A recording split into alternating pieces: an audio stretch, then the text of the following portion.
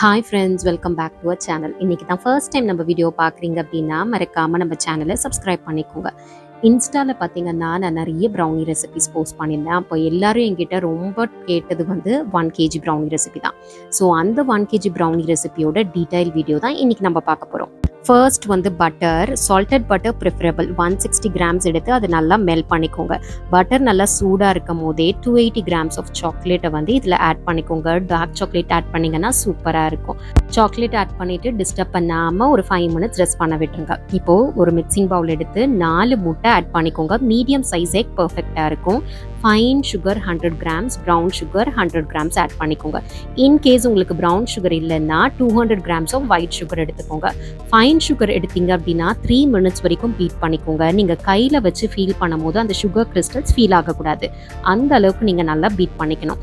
In case உங்ககிட்ட நல்ல castor சுகராக இருக்குது அப்படின்னா அதை மிக்சியில் வந்து நல்லா கிரைண்ட் பண்ணிவிட்டு அதுக்கப்புறம் பவுடர் சுகரை ஆட் பண்ணி மிக்ஸ் பண்ணிக்கோங்க.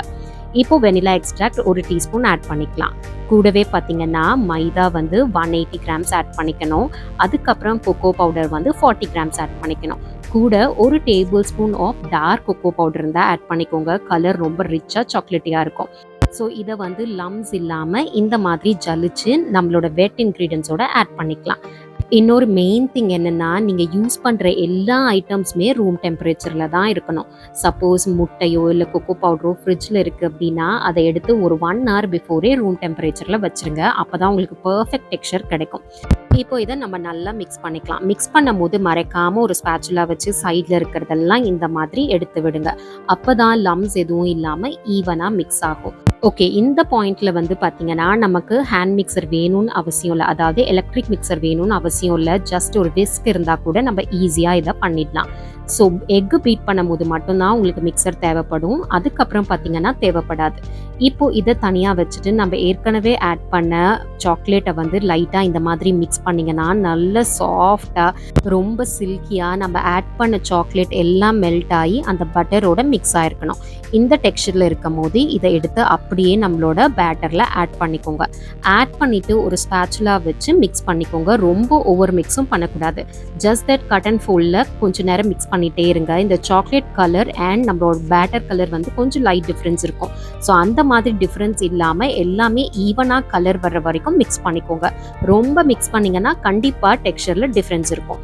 அதே மாதிரி மிக்ஸ் பண்ணும் போது மறக்காமல் சைடில் எல்லாம் இந்த மாதிரி எடுத்து விட்டு கிளியராக மிக்ஸ் பண்ணிக்கோங்க. நீங்கள் மிக்ஸ் பண்ணும் போது லம்ஸ் எதுவும் இருக்கக்கூடாது. அதே மாதிரி 2 ஷேட்ஸ் ஆஃப் கலர்ஸும் இருக்கக்கூடாது. இப்போது அழகா பேக்கிங் பேனில் நம்ம இந்த பேட்டரை ட்ரான்ஸ்ஃபர் பண்ணிக்கலாம். கம்மிங் அகேன், பேக்கிங் பேனோட சைஸ் பார்த்தீங்கன்னா 1 kg ப்ரௌனிக்கு 10 inches or 11 inches will have perfect size and shape கிடைக்கும். நான் யூஸ் பண்ணியிருக்க பேன் சைஸ் பார்த்தீங்கன்னா 9 inches தான். ஸோ என்னோட ப்ரௌனி வந்து பார்த்தீங்கன்னா கொஞ்சம் திக்காக இருக்கும்.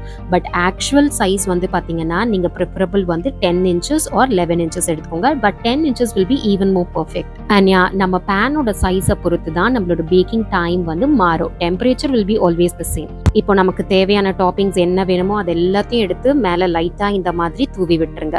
நான் இன்னைக்கு பெருசாக நட்ஸ் எல்லாம் ஆட் பண்ணல. ஜஸ்ட் தட் சாக்கோ சிப்ஸ் மட்டும் இந்த மாதிரி ரேண்டமாக வந்து மேலே பிளேஸ் பண்ணிக்கிறேன். இப்போ நான் வந்து பார்த்தீங்கன்னா 9 inch பேனுக்கு வந்து 200 டிகிரியில் லைக் 30 மினிட்ஸ் நான் வந்து பேக் பண்ணேன். என்னோட அவனில் பார்த்தீங்கன்னா 200 டிகிரி தான் பர்ஃபெக்டாக இருக்கும். இன்கேஸ் உங்களுக்கு புது அவன் உங்களுக்கு யூஸ்வலி சூப்பராக பேக் ஆகும் அப்படின்னா நீங்கள் 180 டிகிரியில் 30 மினிட்ஸ் பேக் பண்ணிக்கோங்க. If your pan size is bigger, suppose 10 inches-ஆக இருக்குது அப்படின்னா ஸோ பேசிக்கலி உங்களோட பேன் சைஸை பொறுத்து தான் பேக்கிங் டைம் மாறும். ஸோ அதை மட்டும் நீங்கள் பேக் பண்ணும் போது கரெக்ட் பண்ணிக்கோங்க. நெக்ஸ்ட் வந்து ஆன் டாப் உங்களுக்கு தேவையான ஃப்ராஸ்டிங் நீங்கள் பண்ணிக்கலாம். நான் இன்னைக்கு வந்து இது ஸ்லாப் மாதிரி தான் ரெடி பண்ணியிருக்கேன்.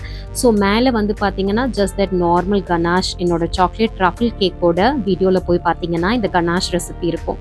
அதை வந்து இந்த மாதிரி தின் பைப்பிங்கில் யூஸ் பண்ணி ஜஸ்ட் தட் மேலே வந்து இந்த மாதிரி லைன்ஸாக நான் வந்து பைப் பண்ணிக்கிட்டேன். மேலே டாப்பிங்ஸும் நம்மளோட சாய்ஸ் தாங்க. If you want nuts you can add nuts, இல்லை சாக்லேட்ஸ், டிஃப்ரெண்ட் சாக்லேட்ஸ், ஃபெரோரோ, இல்லை என்ன வேணுமோ கிட்கேட், அந்த மாதிரி உங்களுக்கு என்ன ஃபேவரேட்டோ அந்த மாதிரி நீங்கள் உங்களுக்கு தேவையான டிசைனில் நீங்கள் அழகாக ப்ளேஸ் பண்ணிங்க அப்படின்னா சூப்பரான சாக்லேட் ப்ரௌனி ரெடி ஆகிடும். ஸோ இந்த ஃப்ராஸ்டிங் எல்லாம் போட்டதுக்கப்புறம் பார்த்தீங்கன்னா 1.2 kgs வந்து இந்த ப்ரௌனியோட வெயிட் இருந்தது. ஸோ பேசிக்கலி ப்ரௌனியோட வெயிட் மட்டும் 1 kg இருக்கும். இந்த ப்ரௌனி ரெசிபி உங்களுக்கு பிடிச்சிருந்தா மறக்காம வீட்ல ட்ரை பண்ணுங்க. அதே மாதிரி நம்ம சேனல சப்ஸ்கிரைப் பண்ண மறந்துடாதீங்க. Thank you.